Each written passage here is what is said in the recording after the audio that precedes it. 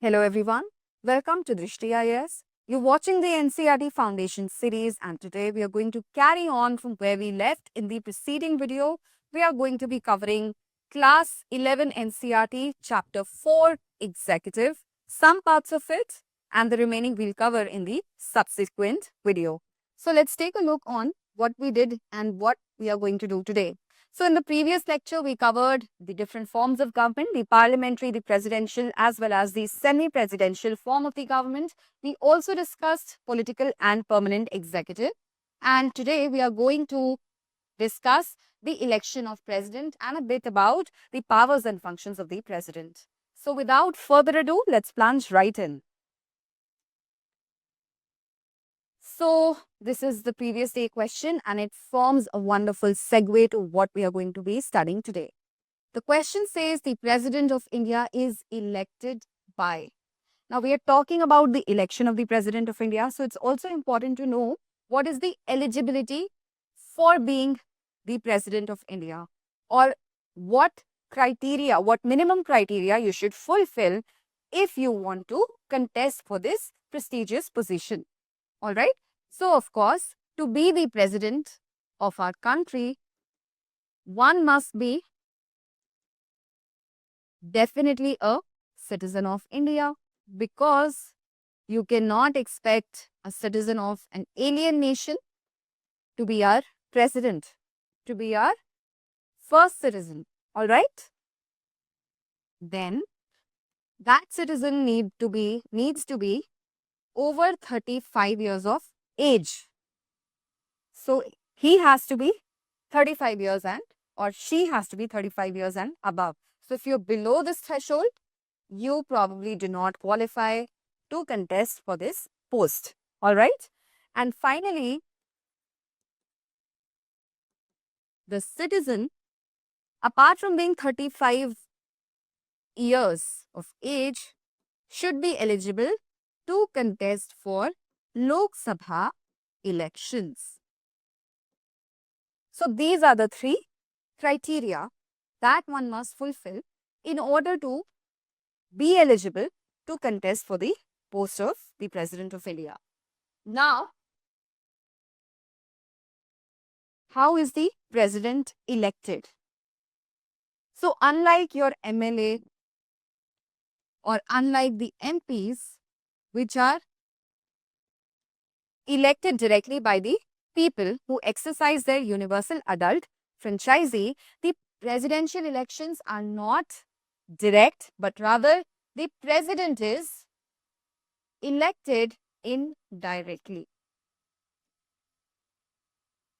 Now, if the president is elected indirectly, then we also ought to know who elects the president because clearly the citizens are not themselves directly going and exercising their right to vote and electing a president. So, let's see who elects or who exactly votes in these elections, in the presidential elections.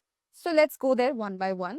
First of all elected members of the parliaments, all elected members of the parliament from both Lok Sabha as well as Rajya Sabha vote. Alright, it includes both Lok Sabha as well as Rajya Sabha. Again, all elected members of the legislative assemblies from all states.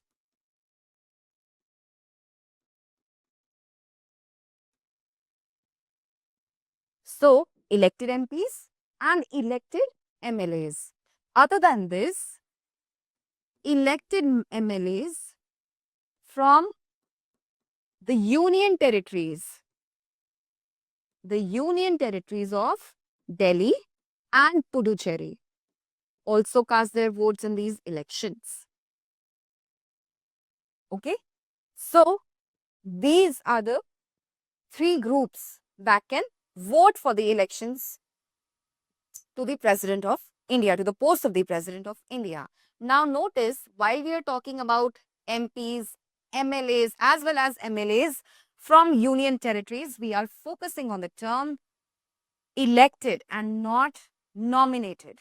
So please also note that nominated members either from the parliament or from the legislative assemblies of the states and the union territories do not vote. They cannot cast their vote in this elections. All right. So this is the most basic information about the eligibility criteria as well as who casts their vote or the electoral college for elections to the post of the President of India. And with this background in mind, let's try to attempt the question. So is the President of India directly elected by the people? No, we have ruled that out already.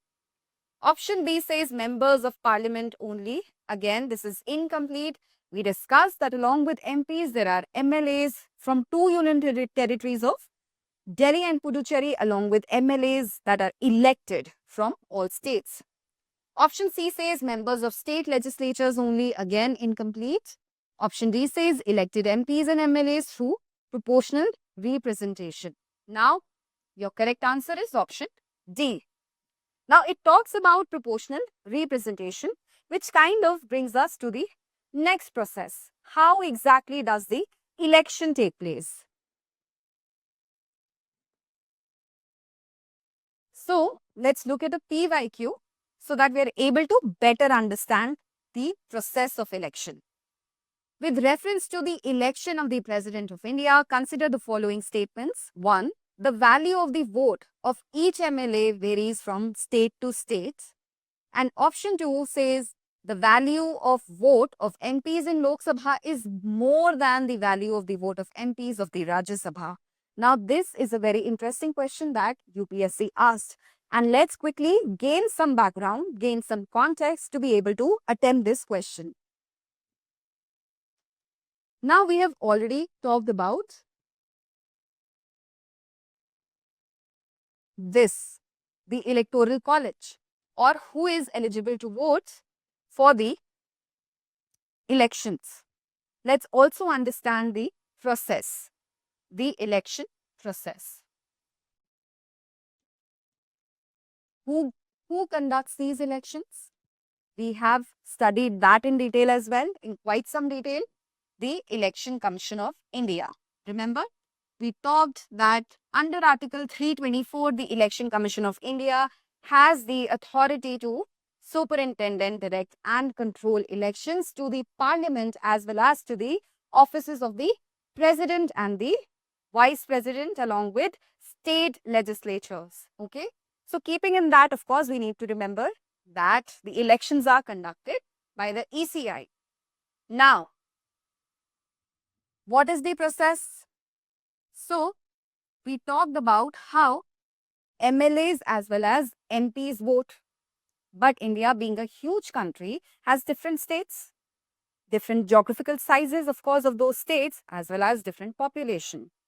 Can each state have same population or same value of vote for each MLA? No, that will not be possible. So, in order to maintain that kind of parity, we have come up with a formula, and the formula is, this is the value of an MLA's vote. All right. So, this is basically total population of the state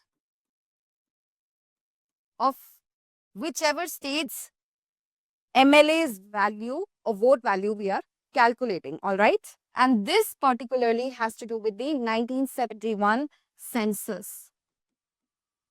So, we need to consider the population based on the 1971 census divided by what exactly? Total elected MLAs of that state multiplied by 1000. So, this is the formula for the value of vote of a single MLA in a given state. Now, of course, since the population varies, we also know that the vote value will also vary. For example, UP has approximately 86 crore of population and also has over 400 elected MPs, or let's say 400, yes, approximately 400 elected MPs.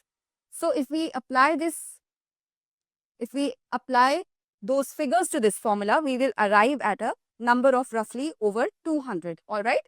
So each MLA in UP has a value of 200 votes for one vote. All right. Their vote carries the value of 200 votes. And I'm talking in approximate numbers, whether in terms of population, in terms of elected MPs, or in terms of vote value.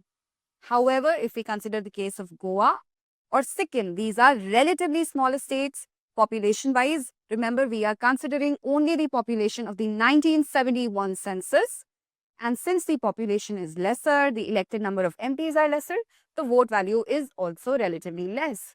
So, for example, if UP MLA has a value of approximately 208 or 216 votes or something, then a Goa MLA has approximately a vote value of 15 votes, whereas Sikkim has it even lesser, which is, let's say, approximately 7 votes. So you can see that the value of vote for every MLA is not the same. It is varied dependent on the size of the state, the population of the state, basically the population of the state. All right. Now, this is how we calculate the value of the MLA's vote. What about the MPs? When we are talking about the MPs and the value of the MP's vote, what happens here? We consider the total vote value of all elected MLAs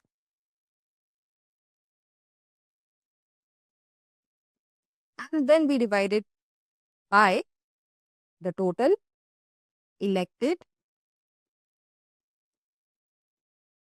MPs from both Rajya Sabha as well as Lok Sabha. So let's say this comes to, let's assume this comes to something like, so this we know will come to something around 533 plus, let's say 233 elected members, okay, nominated members we have removed. So this comes to something around 766. And let us suppose that the total vote value, suppose we've added all the states and the vote values of each MLA, and this comes around 766 triple 4 times 5 times 0. Or let's say, let's make it, all right, 3 times 0. And then we have 766. So we can say that every MLA has, and we are talking in hypothetical terms, a value, every MP has a value of 1000 votes. All right. Every MP has a value of 1000 votes. But the thing to remember over here is every MP, whether from Lok Sabha or Rajya Sabha, has the same vote value. All right. So there is no disparity between the vote value of a Rajya Sabha MP and a Lok Sabha MP, whereas there is a clear-cut disparity based on population size in the vote value of MLAs belonging to different states. Now, once this is clear, let's also try and understand that elections happen through the process of proportional representation by means of a single transferable vote. This process we have discussed in detail in our preceding videos. Kindly go check it out. Take a look at it. It has been discussed in sufficient detail. So, the process is that of proportional representation by means of a single transferable vote, and the election is held through a secret ballot, which means the party whip cannot order you to vote a certain way. The ballot is secret. Another thing to notice is that it is preference based. Remember how when we were discussing this special type of proportional representation, we discussed also how preference based elections take place and how different voters get a list with different candidates' names.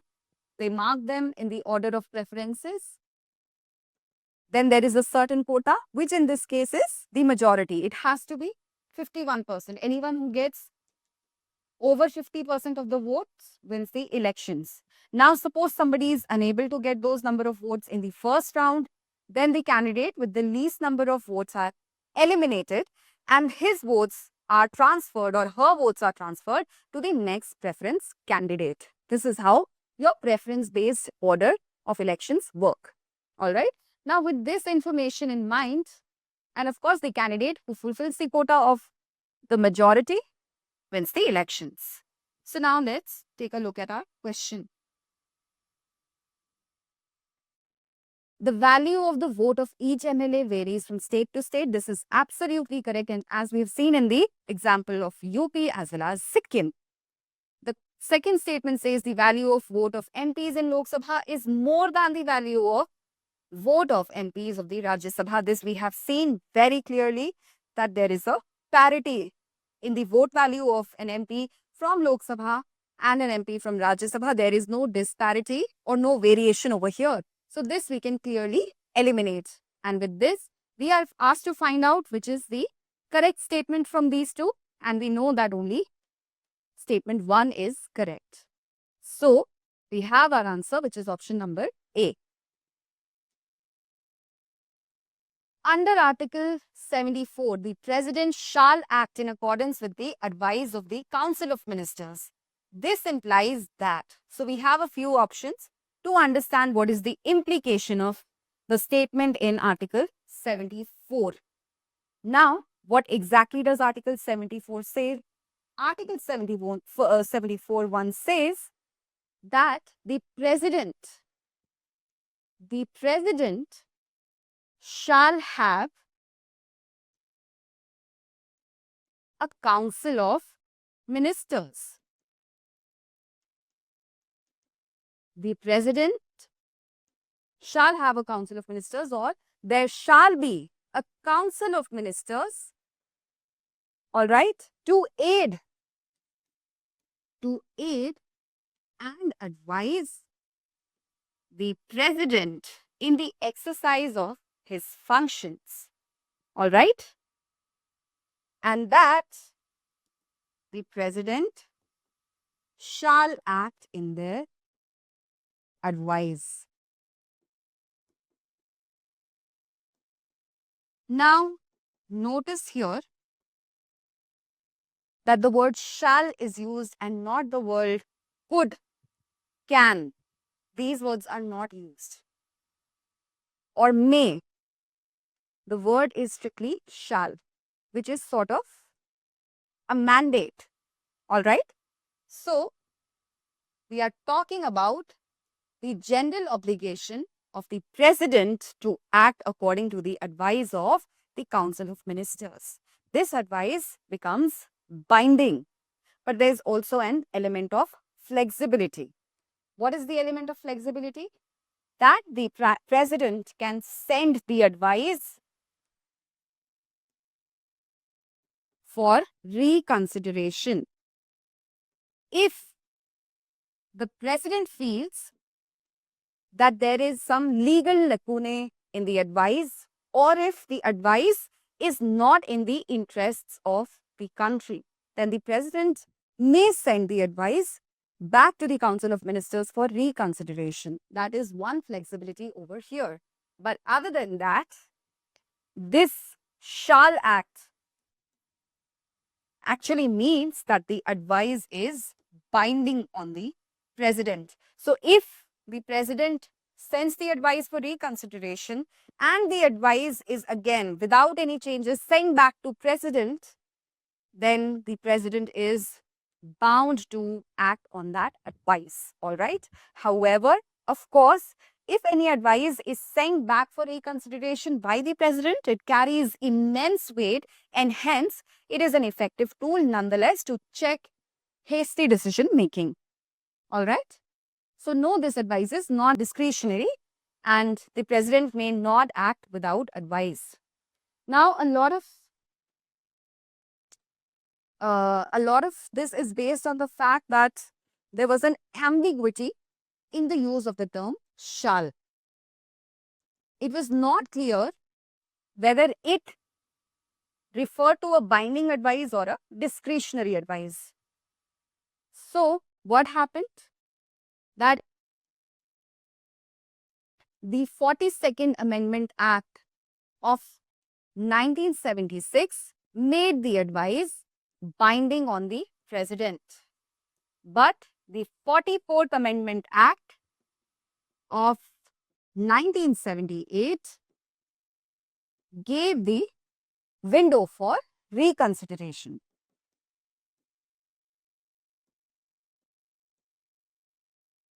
That the president may send the advice back for reconsideration. All right. However, if again the advice is sent back to the president, then he or she is bound to act on that advice. So the next question says the president may require the Council of Ministers to reconsider its advice A any number of times. No. We are talking about once and once only. All right. So option B happens to be your correct answer. The president may send the advice for reconsideration to the Council of Ministers only once. In accordance with the provisions of the Constitution of India and established political conventions, the President is empowered to withhold assent to a bill passed by Parliament for an indefinite duration. Now, this is a very verbose question, and the answer is practically given over here, hidden within the question. This constitutional mechanism is known as, now we know that every time a bill has to become an act, it should be assented to by the president. So a bill, when receiving the president's assent, takes the form of law. Now we talked about the fact how the president may send,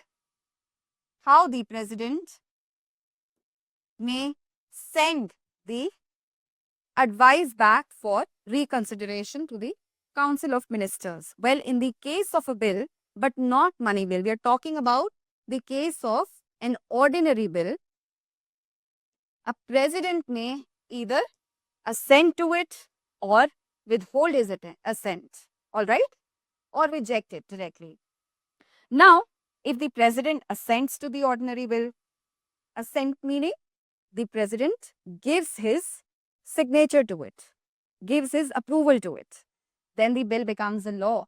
However, the president, if suppose, does not want to assent to it, but also does not want to reject it outrightly, the president can withhold that bill indefinitely. There is no fixed time period. All right. So there is no fixed time limit for the president to keep the bill with him. All right. However, again, in this case, if he sends it after reconsidering for the reconsideration of the Council of Ministers and the Parliament passes that bill again, the president is bound to give his assent the next time. However, what happens here? So the president has the bill, the president decides to withhold assent, and the president keeps it waiting. This also happened in 1986 in case of the Indian Post Office Amendment Bill. What happened over here was that this bill was passed by the Parliament and then sent to the president, the then president, Gyani Zail Singh Ji. All right. So he received that bill to provide his assent by the then government. But what happened? This bill was criticized by the masses. From all quarters, it received criticism because it was considered as curtailing the freedom of press. So what did Mr. Zail Singh Ji do? He kept the bill. He withheld the bill, did not send it for reconsideration for a long time. Then what happened? After he completed his tenure, President Venkat Raman came. Venkat Raman Ji sent the bill for reconsideration to the Council of Ministers. But fortunately, by then, the government had also changed. So it did not get passed in the parliament again. All right. So this is what happens. Now, this power to withhold, to keep the bill to yourself is known as pocket veto. This is the pocket veto. All right. This is not suspensive veto. Of course, the president can exercise absolute veto, suspensive veto, pocket veto, but all of this in detail we'll do in later lectures, not at the moment. At the moment, we just need to concern ourselves with what is in the NCERT, and your NCERT only talks about pocket veto right now. So we'll not be discussing suspensive or absolute or any other kind of veto. Please note that there is no discretionary veto. There is no such constitutional term, and also nothing in the constitution that talks about legislative delay. So this is something that such words may confuse you. However, please be careful that these words do not exist actually. So we have answered option B as our correct answer. Again, now we come to the parliamentary system of government. And this again is a PYQ. Remember when we discussed the parliamentary, the presidential and the semi-presidential system of government, there was one thing, and we were discussing different features, and there was one thing that was about responsibility and accountability to the legislature. So when we talked about the presidential system,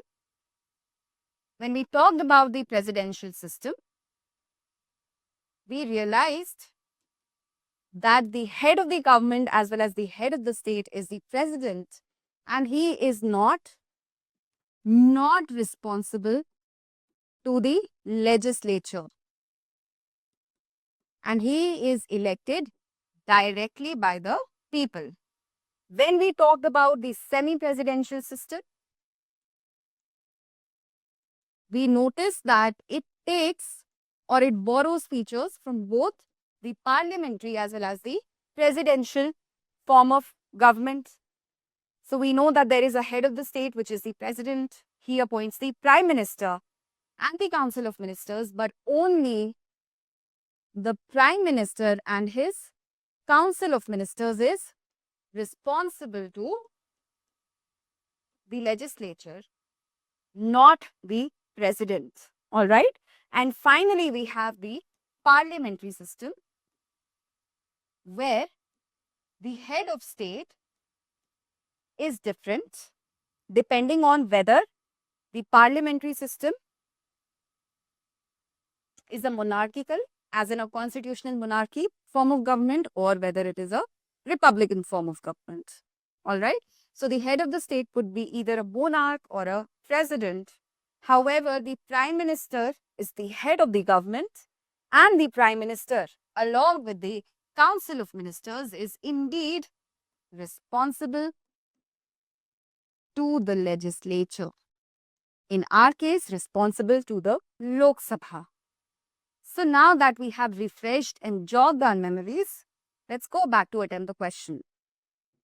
A parliamentary system of government is one in which option A says all political parties in the parliament are represented in the government.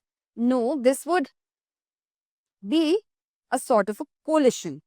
This is representative of a coalition and not necessarily a parliamentary form of government. Even if we were to consider a proportional representation method of representation, that also does not guarantee all political parties, but rather only those in terms of their votes. All right. Option B says the government is responsible to the parliament and can be removed by it. So, this is absolutely correct. This is what we have discussed, that the government is responsible to the legislature, to the parliament. And of course, it can be removed by it with the help of a no confidence motion. Option C says the government is elected by the people and can be removed by them. No, the government is not elected by the people. Only the representatives, the MLAs and the MPs are elected, not the government. The government is decided later on. So, this can be eliminated. The government is chosen by the parliament but cannot be removed by it before completion of a fixed term. No, this is absolutely the stark opposite of what we've been discussing so far. And of course, there's no guarantee of a completion of a fixed term. So we have option B as our correct answer. A vote of no confidence in the Lok Sabha results in. Now, what exactly is a vote of no confidence? So, we have discussed in the previous question that the government is responsible to the parliament, right? This is what we discussed. The Prime Minister and his Council of Ministers is responsible to the parliament, to the legislature in a parliamentary form of government, which means they are accountable to the parliament. What is the no confidence motion? If suppose the parliament does not hold enough confidence in the elected government, then they can use the no confidence motion. It is what? It is a parliamentary device. It is a parliamentary device which falls under Rule 198. Under Rule 198 of the Rules of Procedures of Lok Sabha. Mind you, only the Lok Sabha can pass the no confidence motion. And when the Lok Sabha passes the no confidence motion, it means that the Lok Sabha has withdrawn confidence or support from the government, from the Council of Ministers. Once this motion is passed, it means that the majority of the people in the Lok Sabha, the majority of the Lok Sabha does not have the confidence in the government. The Prime Minister as well as the Council of Ministers have to resign. They swim together and they sink together. All right. So, if the no confidence motion is passed, it's not just that the PM will resign. No, the entire Council of Ministers has to resign. This is also derived from the notion of collective responsibility. This is also representative of the notion of collective responsibility that is discussed in Article 75. Article 75. All right. So, a vote of no confidence in the Lok Sabha results in not the resignation of the PM only, not the dissolution of the parliament automatically, but rather the resignation of the entire Council of Ministers along with the Prime Minister. So, this brings us to our correct answer, which is option C.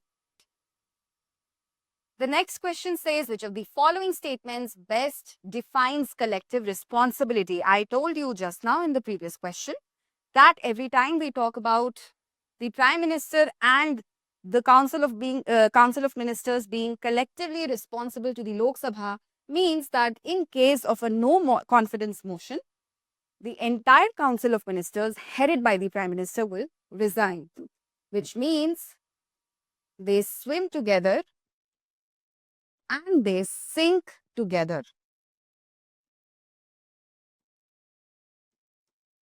So, let's look at the options. Each minister is accountable only for their department. No, this is not what it means. Council of Ministers stands or falls together in Lok Sabha. This is what actually is meant by the notion of collective responsibility. Option C says council is responsible to president. No, the council is responsible to the Lok Sabha. We have asserted it repeatedly. And option D says individual ministers can oppose cabinet decisions publicly.